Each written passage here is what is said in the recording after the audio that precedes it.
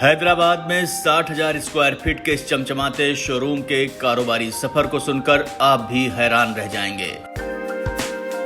Showroom के मालिक रामकृष्ण रेड्डी ने अपने कैरियर की शुरुआत ट्रेनी सेल्समैन के तौर पर की थी।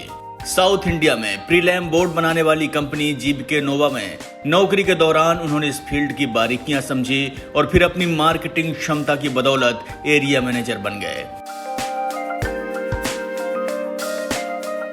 इस दौरान कई बार वो विदेश भी गए ताकि इस फील्ड में होने वाले नए नए इन्वेंशन की बेहतर जानकारी ले सकें। इसी दौरान जीबीके नोवा फैक्ट्री बंद हो गई। साल 2004 में रामकृष्ण रेड्डी ने अपना कारोबार शुरू करने का फैसला किया। उन्होंने शुरुआत एक छोटे शोरूम से की, लेकिन उनका दिल प्रीलैम बोर्ड पर ही अटका हुआ था, क्योंकि उन्हें यकीन था कि उससे बेहतर प्रोडक्ट और कोई नहीं है। उन्होंने दिल्ली में एक्शन टेसा जैसी नामी ग्रामी कंपनी को साउथ इंडिया की डीलरशिप देने के लिए राजी किया।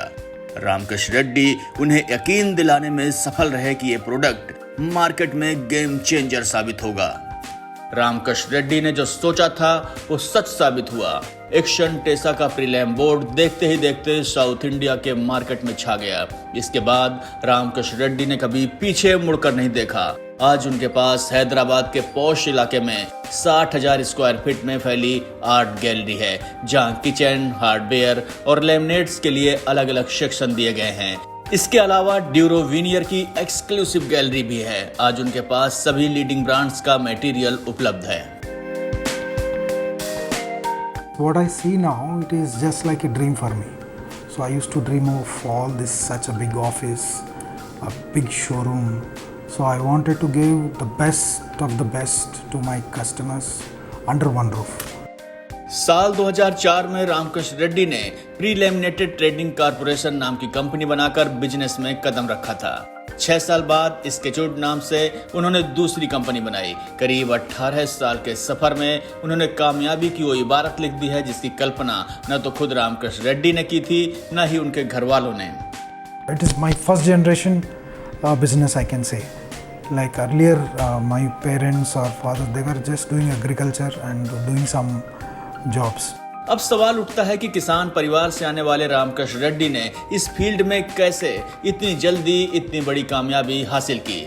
दरअसल इस धंधे में जो दूसरे प्लेयर हैं वो ज्यादा मुनाफा कमाने के लिए वही प्रोडक्ट कस्टमर को दिखाते हैं और सेल करते हैं जिनमें कमीशन ज्यादा होता है। लेकिन रामकृष्ण रेड्डी और उनकी टीम ने एकदम अलग रास्ता बनाया। उन्होंने कस्टमर को पहले एजुकेट करने का फैसला किया। उनके शोरूम में आने वाले कस्टमर को पहले बताया जाता है कि उसके घर की जरूरत क्या है और कौन सा सामान उनके लिए मुफीद रहेगा। My thought was that customer should see the product and he should feel that. Then only we can gain his confidence.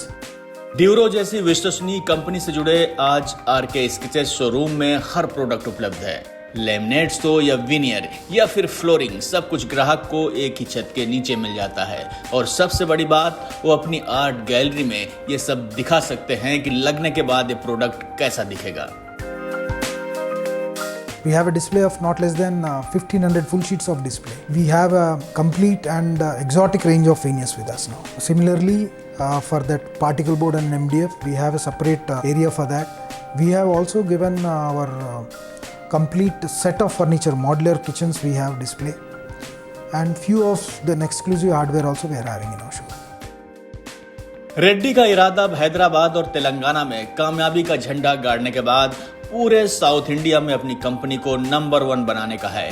इसके लिए उनके पास विजन भी है और ईमानदारी से काम करने की दक्षता भी। उनका मानना है कि मार्केट में आगे भी बड़े ब्रांड्स का दबदबा बना रहेगा, क्योंकि जो क्वालिटी और नए नए प्रोडक्ट बड़ी कंपनियां ला सकती हैं वो छोटी कंपनियों के लिए करना मुश्किल है। Creating his brand is not that easy. Like it is gaining the customer trust, consistency of quality, consistency of supply. These all things will make a brand. Obviously, brands are definitely going to rule the market. Since this is partially unorganized sector, now people are marching towards an organized way. So obviously, brands have a bigger role to play now. It is a matter of trust. कारोबार में हाथ आजमाने वाले लोगों के लिए रामकृष्ण रेड्डी एक perfect role model है।